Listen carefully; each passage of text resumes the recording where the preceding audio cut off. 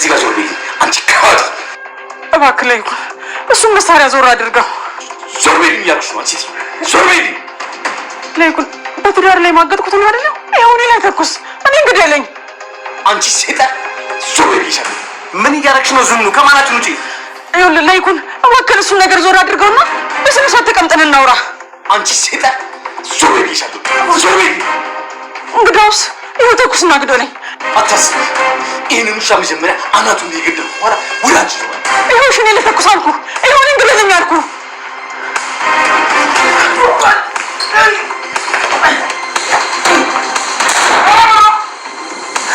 ቡና ወይም ሻይ አይባልም እንዴ? እውነት ቡና ለመጠጣት ነው ቤቴ ድረስ የመጣሽው? ረሳሽው እንዴ? ይሄ ቤት እኮ የኔም ሆኗል። ይልቅ ተነሽና እስቲ ቡና አፊልኝ። በአማቴ እጅ የተፈላ ቡና እንዴት አምሮኛል መሰልሽ እኮ።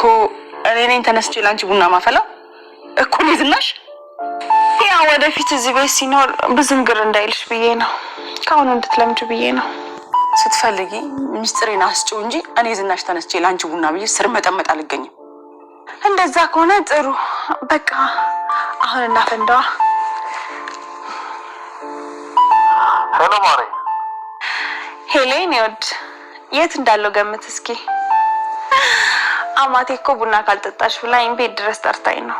ምን ቡና ነው ያልሽው? ከመቼ ጀምሮ ነው አንቺና አማ ደግሞ ቡና መጠጣት ጀምራችሁት? ምናልባት ለማታወራት ይቅርታ ልጠይቀኝ ነው መሰለኝ። እስኪ ያናግራት። እኔ ደግሞ ትልቅ ሚስጥር ነግርሃለሁ። የምር ቡና ነው ደግሞ አብራችሁ መጠጣት ጀምራችሁት? ቆይ እናንተ ሰዎች ግን ለምንድን ነው ግራ የምታጋቡኝ? ምን ነው ከወደፊት ምራቴ ጋር ቡና ብጠጣ ችግር አለው እንዴ? ሄሎ ወዴ፣ በቃ እኔ በኋላ እደውልልሃለሁ። ስለዚህ የተስማማን ይመስለኛል። አሁን በይ ቡናውን አፊልኝ። ቡናው ደግሞ እንዳይወፍር። ትሰሚኛለሽ አምራን? ለዚህ ንግግርሽ ግን ዋጋ ትከፊበታለሽ። ሰላም ሰላም ወደ ቻናል ቤተሰቦቼ አስተውኔ ዛሬ ደግሞ በሌላ ቪዲዮ መጥተናል። ተወዳጅ የሆነ ድራማ ዛሬ ምን ተፈጠሩ የሚለውን አብረን እናያለን ማለት ነው። እንግዲህ ዝናሽ ባለበት ጥሩ ስሜት ላይ ስላልሆነች ጠጥታ ሰክራ ዳጊ ወደ መኝታ ቤት እየወሰዳት ነበር። እንደዚህ እስኮን ድረስ እኮ መጠጣት አልነበረብሽም እማዬ እያላት ነበር። ለማንኛውም ትልቁ ሳይሽ እባክሽ ተኝ እያላት ነበር። ልጄ ያለኝ አስኮን እናም ድርጅቱም ሁሉ ለአንተ ነው የሚሰጠው ልጄ። እኔ እኮ አንተን እወዳለሁ አንተ ነው እንጂ እንደማልወድህ የምትመስለው እንጂ እኔ በጣም እንደምትወደው እየነገረች ነበር። እሷን አስተኝቶ ወደ ሰላም ስመለስ አቶ ልጉን እንዳጋጣሚ ከስራ መጥቶ ነበር እና ወይ መጡ እንዴ እንደመጡ አላየሁትም ነበር እና ዝናሽ የት ሄዳ ነው? ዝናሽ ዞሮ ዝናሽ እረፍት ላድርግ ብላ ትንሽ ደክሟታል ተኛች ብሎ ይነግራቸዋል። እንግዲህ እሷ ብቻ እኔ ራሱ እኮ ደከመኝ እዚህ ቤት እየተካሄደ ያለ ነገር ሁሉ ነገር በጣም ያሰለቻል እያለ ነበር። እውነት ለመናገር እርሶ ይሄ ነገር አይገባውትም ነበር፣ ግን እንግዲህ ምን ይደረጋል አንድ ነገር ተፈጥሯል እያለ ሳውራ ነበር። ምን ማድረግ እንችላለን ብለ ነው ህይወት አንዳንዴ እንደዚህ ነች። እየተካሄደ ያለ ነገር እጅግ አሳዛኝ ነገር ነው እያለ ከዛ እንደጋጣሚ ነው መጣና ከዛ ምን ተፈጥሮ ነው የለችም እንደ ራቱን አዘጋጀች እንደ እያለ እናቴ ደከመ ብላ እረፍት ልታረግ ገብታለች ወደ ክፍል እያ ነበር። ታዲያ እኛ ቀርበን እህትህ እኮ በዛ ጠፍታ ቀረች አባቴ መጨነቅ የለብም ደግሞ እንዳምክ እያለው ነበር። እና እኔ ራቱን ከምራ ጋር ፈልቼ ነው መጣሁት እናንተ ብላ ትችላላችሁ እያለ ቶሎ ወደ ክላሱ ሲገባ ዝናሽ እንዳለ መሬት ላይ ወድቃ ነበርና ልክ ሰዓት ምን ተፈጥሮ ብሎ ምንድነው የሚሸተው? ቁና እኮ ሸትሻል እንዴት እናንተ ትጫለሽ? ምን ተፈጥሮ ነው ይሄንን መጠጥ የጠጣሽ እያለ ነበር። የዳጊ አባት ደግሞ እንግዲህ መስሪያ ቤት መጥቶ ልጄ ታሰርኩ እኮ እስር ቤቱ ይሻለኝ ነበር፣ ቤት ውስጥ እኮ ብቻዬን ተዘግቶብኝ ታስራለሁ። ታዲያ እስሩ ቤቱ አይሻልም ነበር እንዴ? አባዬ እባክህ እንድሳትፈል፣ ስለዚህ ለተወሰነ ጊዜ የትም መሄድ የለብም፣ እኔማ ወደ ሀገሬ ለመመለስ ወስኛለሁ ምናምን እያለ ነበር። እዛ ወንጀል የፈጸምክበት እኮ የወለጠት ትፈልጋለህ። እዚህ አዲስ አበባ ራሱ እኮ አንተ ፍለጋ ላይ ነው ያሉት ፖሊሶች፣ እንደዛ ሊሆን አይችሉም፣ የተወሰነ ጊዜ እባክህ እዛ ሁን እያለው ነበር። ናሁም እንግዲህ ወደ መስሪያ ቤት ሄደው ናሁም አንድ እንትን ነበር ያመጣችለት። ከዛ በኋላ ይህን እያለ ሳወራ ነበር። እናም አብረው እንዲሰሩ የተመደቡ ስራ አንድ ላይ እንዲሰሩ ነበር። ነገር ግን እሷ መሄድ እንደማትፈልገው ተናግረዋለች። ችግሩ ለምንድነው ከኔ ጋር ወደ ያልፈለግሽበት ስለው አይ መሄድ አልፈለግኩም ለዛ ነው ያው ሌላ ሰው ይመደብና ከሱ ጋር ሄደ ትሰራለህ ፕሮጀክቱን እያለችው ነበር። ቢሆንም ግን ባለፈው በተናገርኩሽ ነገር አስቀይሜሻለሁ አይደለም ይቅርታ አላረግሽልኝም እንዴ እያላት ነበር። አይ ምን ስለሆንኩ ነው እኔ የምቀየምክ ምናምን ብላ እያወራች ነበር። ዝናሽ እንዳርገጠኝ ቁጭ ብላ አምራን እንግዲህ እሷ ወጥመድ ውስጥ ለማስገባት ዘጠት ብላ ወደ ቤት መጣ። አማቼ እስቲ ቡና አፍይልኝ አማቼ የፈላችን ቡና ነፍቆኛል እያለች ቡና ታስፈላለች። እኔ ነኝ ለአንቺ ቡና የማፈላለች እንግዲህ ምስጢርሽን እንደ ቦምብ እንዳለፈነዳ እያለቻት እያስፈራረቻት ነበር ማለት ነው። ከዛም ተጋጣሚ እንግዲህ አሁን በትካዜ በጥባሰብ ሄዳለች። እንዴት አድርገን ይህን ፕሮጀክት ከሱ ጋር ልሰራ የሚሄደው እኔ በጭራሽ ሊሄድ አልችልም። እንደዚህ መሆነው ራሴ መቅጣት አላቅቶኛል። ጭራሹ ከሱ ጋር ሄደው ምንድነው በሀሳብ ጭልጥ ብለሽ ሄድ እኮ ምን ተፈጠረ እያለ ዳጊ ዘጠይቃት ነበር። አይ ስለዚህ ፕሮጀክት እንዴት አድርጌ ነው ከናው ጋር የሚሄደው እሱ ነበር ይጨነቅ። ታዲያ ሌላ ሰው እኮ መመደብ ይችላሉ። ለምንድነው አንቺ የምትሄጂ? አንቺ ከዚህ ግን እኔ አብረሽ ነው የምመጣው እያላት ነበር። አንተ ደግሞ ለምንድን ነው የምትመጣው? አንተ እኮ ትምህርት እያለ ሰብሰብ ለማንኛውም አትለቁ ስብሰባ ለጠራ ምናምን ስላት እና ስብሰባ ላይ አንተም ትሳተፋለህ? አይ እኔና ናውን ብቻ መስሎኝ ነበረ እኮ ምነው እኔ የዚህ ድርጅት አባል አይደለሁም እንዴ እያላት ነበር። አይ እንደዛ ማለት ፈልጌ አይደለም እያላት ነበር። ለማንኛውም አንቺ መሄድ ካልፈለሽ ሌላ ሰው እንዲመደብ ማድረግ ትቻለሽ እያላት ነበር። ዳጊ እንግዲህ ከእሷ ጋር መሆን ይፈልጋል። እሷ ግን ትሸሻዋለች ማለት ነው። አምራ እንግዲህ አማታ ቡና ፍልታለት እየጠጣች ነበር።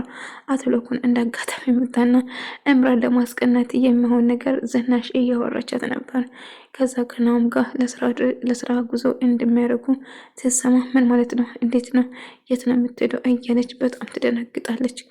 አዎ እንግዲህ ጥሩ ጊዜ አሳልፈው እንደሚመጣው ልጄ ተስፋ አድርጋለሁ እያለች እሷን ለማስቀናትና ለማናደድ የማይሆን ነገሮችን ስታወራ ነበር። ዝናሽ ምን እየሆንሽ ነው? የምትናገርን እያሰብሽ እንጂ እያለት ነበር። ለማንኛውም እኔ ልሂድ ብላ አምራ ብድግ ብላ ስትነሳ ሆዴን ቆረጠኝ ፈለጠኝ ማለት ጀመረች ማለት ነው። እንግዲህ በሷ ለማሳበብ እንግዲህ ምክንያትና ቶሎኩም አሞኛል ቡና ጠጥቼ አመመኝ እንድባሉ ስታረቅ አሁን የእሷን የልጇን ክዳይ ለማድረግ ትወስናለች ማለት ነው። እንግዲህ አምራ የእሷን እነጋጥና ቶሎኩ ወደ ስላረፈድኩ ልጆች በጣም ይቅርታ አድርጉልኝ ብሎ ወደ ስራቸው እኔ መሄድ ማትፈልግ ትናገራለች።